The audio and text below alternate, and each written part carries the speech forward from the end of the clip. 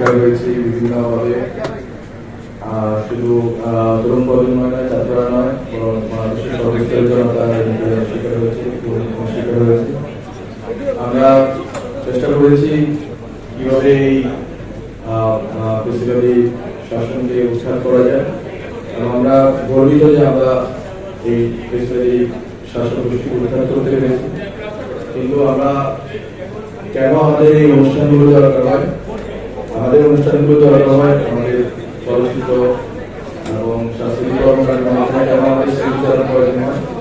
কারণ আমরা আসলে শহীদদেরকে এবং শহীদ পরিবার এবং শহীদ পরিবারের সদস্যদের এবং যারা আন্দোলনে অবস্থানে সক্রিয় ছিলেন তাদের ভূমিকাকে বারবার আমাদের স্মৃতি আয়নায় দেখার মাধ্যমে আমরা নিজেদেরকে মনে করিয়ে দিতে চাই যে আমাদের দায়িত্ব কি ছিল, আমাদের প্রজন্মের দায়িত্ব কি ছিল, বাংলাদেশের সাধারণ নাগরিক হিসাবে আমাদের দায়িত্ব কি ছিল।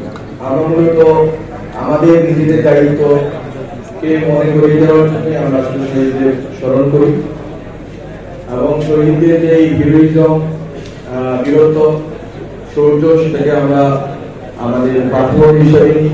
যে আমরা যদি আবারও এই পরিস্থিতির মুখোমুখি হই, আমরা যদি আবারও প্রিন্সিপালি শাসনের মুখোমুখি হই, তাহলে আমরা আবার তাদের প্রেরণা অনুসরণ করে লড়াই করতে পারি। তো এই জন্যই আমাদের শহীদদের, আমাদের লড়াই এবং আমাদের দীর্ঘ দশক ব্যাপী আমাদের শুধু ছাত্র নয়, বরং সব রাজনৈতিক দল এবং সব রাজনৈতিক পক্ষ গোষ্ঠীর এই লড়াই ছিল সেটাকে স্মরণ করে দেওয়ার জন্য এবং নিজেদের আগামী দায়িত্ব আবারও নিজেদের যাতে বিস্তৃত না হয় সেজন্য আমরা বারবার শহীদদেরকে স্মরণ করব। জুলাই একমাত্র মাস নয় যে আমরা শুধু শহীদদেরকে এই মাসে স্মরণ করবো, বরং আমাদের প্রত্যেকটি পদক্ষেপে দেখার চেষ্টা করবো কতটুকু আমরা এসে আসতে পারলাম এবং আমাদের আসলে কতটুকু যাওয়া দরকার ছিল। বিশেষ করে বাংলাদেশে এখন যে সংকটময় পরিস্থিতিটা আছে সেটা হচ্ছে বাংলাদেশে রাজনৈতিক দলগুলোর মধ্যে এক ধরনের বোঝাপড়া চলতেছে যে আসলে কি ধরনের রাষ্ট্র আমাদের দরকার।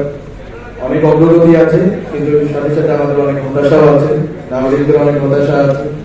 সরকার পরিচালনায় আমাদের অনেক আকাঙ্ক্ষার কাছাকাছি না যাওয়ার হতাশা আছে, কিন্তু স্টিল আমরা চাই যে বাংলাদেশের মানুষের যে আশার জন্ম হয়েছিল সেই আশা যেন আমরা পূরণ করতে পারি। এই পথ দীর্ঘ, অনেক দিনের লড়াই। আমরা মনে করি না 1 বছর 2 বছর মধ্যে এই লড়াইয়ের ফসল আমরা পাবো, কিন্তু আমরা যদি লেগে থাকতে পারি এবং শহীদের প্রেরণা অনুসরণ করতে পারি, আমরা আশা করি বাংলাদেশকে একটি গণতান্ত্রিক এবং সর্বজনের সকলের রাষ্ট্র বানাতে পারবো, সকলের নাগরিক অধিকার রক্ষার একটি রাষ্ট্র বানাতে পারবো। তো আমি একটু বলে দিতে চাই, আমাদের একজন অতিথি আজিজুর রহমান খান, শিল্প উপদেষ্টা, উনি কিছুক্ষণ বক্তৃতা দিয়ে চলে যাবেন। এছাড়া আমাদের মধ্যে ইতিমধ্যে আমাদের সংস্কৃতি উপদেষ্টা উপস্থিত হয়েছেন। সবাইকে ধন্যবাদ জানিয়ে শেষ করি।